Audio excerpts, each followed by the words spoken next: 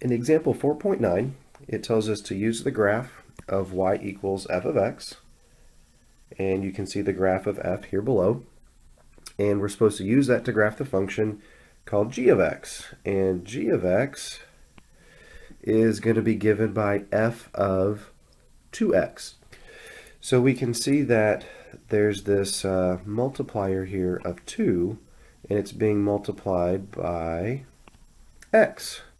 So we're going to let a be equal to 2, which would then tell us that the absolute value of a is also equal to 2. And that fits the condition of being greater than 1.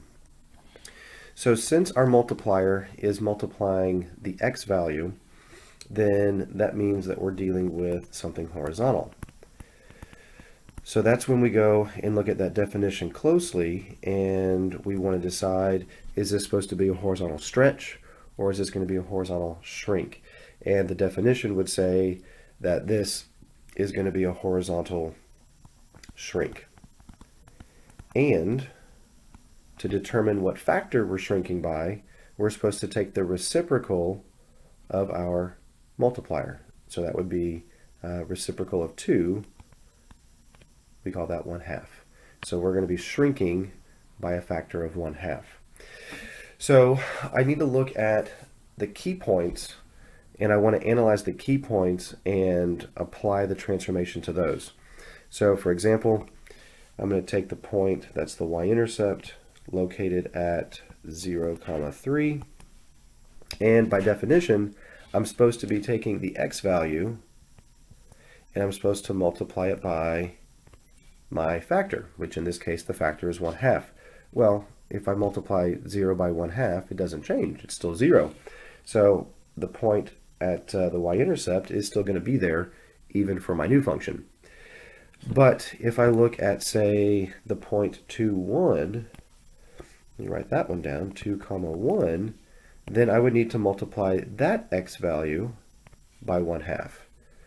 So 1/2 times 2 gives me 1. So now my ordered pair becomes 1, 1. And I'll do this with one more point, the point here at -2, -2. And I'm interested in taking the x value and multiplying it by 1/2. So the x value becomes -1/2, or excuse me, -1. So -1, -2, and I'll make that one red to match the others. And this is not a graph that is created using just straight lines. It has curved lines here. So I will attempt to connect these points using a curved line, and I'll call that G.